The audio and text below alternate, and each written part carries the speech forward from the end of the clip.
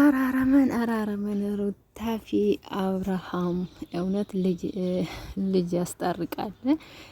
ዳኢምኒ ወልቲ ነማ አራርሱ አርጊተኒ ዳኢመ ከናፍ ጀቻዩ ወልት ተርክፈማ ጅሩ ጀቹላ ነጌኝ ፈራር ዋቀየ በከመ ጅርተኒtti siniif baay'atu akkam jirtu nagaa keessanii kabajamtoota hordoftoota ko chaanaalii kiyya like share gochuun na jajjabeessaa warreen haaraa taatan immoo subscribe godha galatoomaa hundi keessanuu.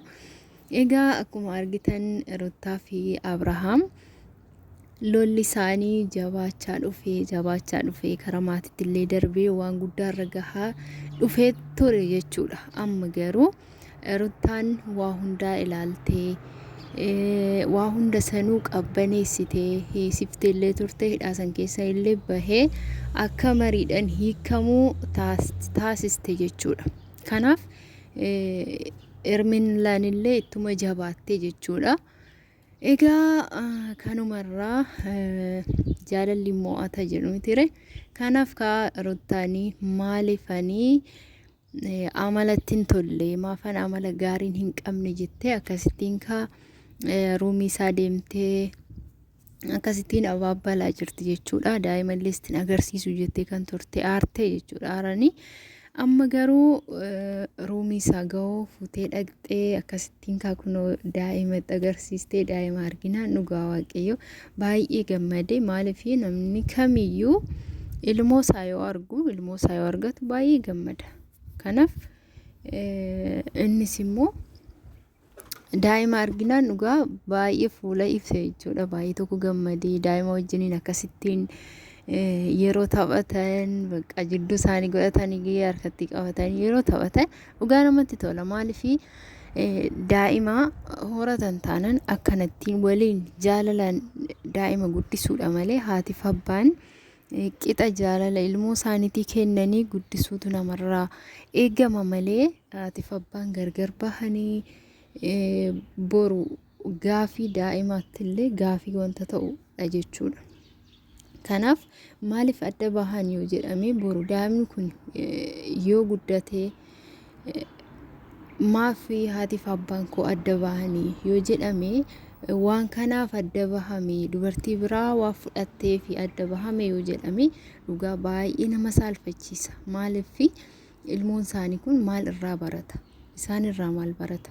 Boru illee akkasuma ta'a jechuudha. Abbaan kiyyaa akkas godhee akkasittiin haati tona guddistee jedhee innillee miila abbaa qabachuu danda'a jechuudha. Kanaaf kabajni guddaan haati fi abbaan waliin ilmoo isaanii guddifachuudha jechuudha. Ruutaan murteessitee jirti. Ammaan booda wanti hunduu jaalalaan fedhiidhaan akka xumuramu fedhiin akka hiikamu mariidhaan akka hiikamu jettee jirti jechuudha. Inni immoo baay'ee tokko shakkii keessa gale. Maaliif har'a akkanattiin afaanatti toltee Ermillaa ariitee borummoo yoo lolanatti kaastee kana sodaate inni jechuudha. Egaa isiin immoo diinota keenya hunda qaanessuu qabaa jette. Diina isii hunda qaanessuu qofa osoo hin taane jiruuf jireenya ishiitiif illee jiruuf jireenya ilmoo ishiitiif illee bultii jechuun baqa jireenya guddaadha jechuudha.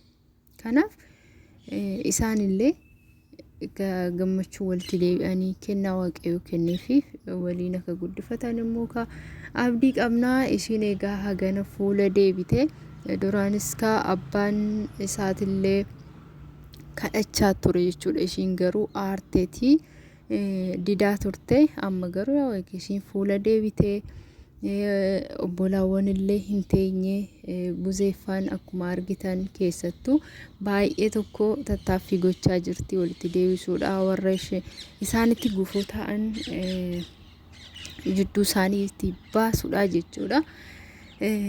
Bakka isaan osoo jaalala uumanii akkasittiin jaalalaan osoo wajjin wal amananii wajjin jiraatanii homtuyyuu jidduu isaanii seenu dhugaa dubbachuu jechuudha. Garuu yoo isaan waliin amanne ta'ee wal shakkanii wal akkasittiin ciqiciqiin jira yoo ta'e immoo hin danda'amu. Baay'ee ulfaata jechuudha akkuma argitan kana.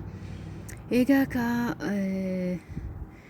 Ermeelaan illee jidduu keenya bahuu qabdi, warreen jidduu keenya seenan hundi bahuu qabaa jettee jirti jechuudha. Innillee lakkii hin bahan hin jenne, hin bahan isaanii ammayyuu bahuu danda'u, baasuu dandeenya. Garuu akkamiinan si amanaa guyyaa sadeen kana keessatti maal argatteeti, maal yaaddeeti akkanattiin amala gaarii taate, amala kee sirreessitee akkamittiin natti dhufte jedhee gaafii guddaa itti ta'e jechuudha.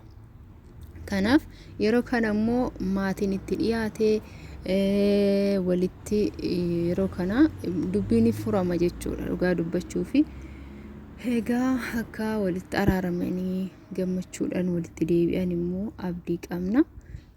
Garuu Ermeelaan fagoo deemtee jirti. Maaliifi jaalala isaan qabamee jira jettee jirti gaa.